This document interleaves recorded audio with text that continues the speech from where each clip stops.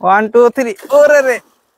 Hello বন্ধুরা, কেমন আছেন সবাই? আশা করি সকলে ভালো আছেন। তো আজকে আমরা আসলাম নৌকা ভ্রমণ করতে।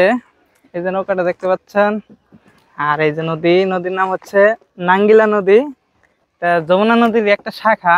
তো যমুনা নদী থেকে আস্তে আস্তে ছোট হয়ে কিন্তু এরকম আকার ধারণ করছে। বর্তমান যে বর্ষার সিজন আপনারা দেখতেই পাচ্ছেন।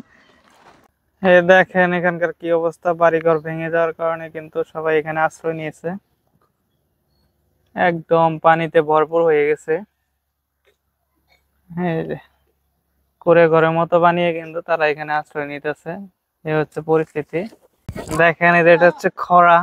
তো যদিও খরাটা এখন আর কি জাল লাগানো হয় নাই, এটা আর কি রাত্রে পাওয়া হয়। অনেক বড়, যারা খরা দেখেননি, এটা হচ্ছে খরা। দেখেন এই যে নৌকা, অনেক বড় বড় নৌকা। এই যে এই জায়গাটার কথা বলতেছি আপনাদেরকে, এটা হচ্ছে একটা মন্দির। মন্দিরে প্রায় কাছাকাছি এসে পড়ছে নদী ভাঙতে ভাঙতে। তো আপনারা দেখেন এই যে এখানে কিন্তু বড় বড় গাছ দিয়ে কিন্তু এখানে বেড়া দেওয়া হচ্ছে। আপনারা দেখেন এই যে মন্দিরটা, মন্দিরের নিচেই কিন্তু এই যে নদীটার এই একটা অবস্থা, মানে খুবই বিপজ্জনক ভাবে এখানে রয়েছে। তো খালি শুধু এই জায়গাটা না, আপনারা যে খেয়াল করেন এই যে সাইডে যতগুলো বাড়ি আছে একই সমস্যা। মানে নদীটা এই দিক দিয়ে ঘুরে গেছে, এই দিক থেকে স্রোত আপনার এদিকে চলে যেতেছে, যার কারণে এই দিকটা কিন্তু এই দিকটা প্রচুর আর কি আছড়ের মধ্যে পড়তেছে। এই যে এটা হচ্ছে রাস্তা, রাস্তার অর্ধেক প্রায় শেষ, অল্প একটু আছে, এরকম একটা অবস্থা। তো এবারকার বন্যায় কি হয় এটা বলা যায় না।